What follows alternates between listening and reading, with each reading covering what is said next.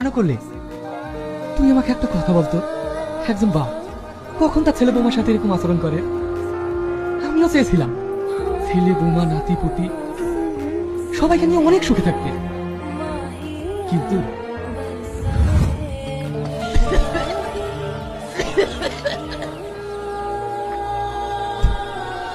এই লোক সারাদিন কাশবুটা বেলি পাকালো। ওকে আমি কতবার বলেছি এই বুড়া বুড়িকে তাড়াতাড়ি বাড়ি থেকে বিদায় করো। আমার যদি একটা কথা শুনি। দেখো বৌমা, আমি কি এগুলো শখ করে বলো? কদিন থেকে শরীরটা ভীষণ খারাপ।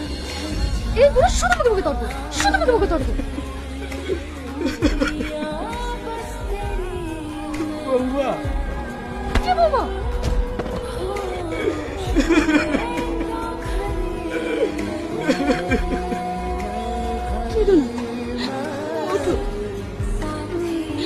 আমি তোমাকে কতবার বললাম এত অত্যাচার সহ্য না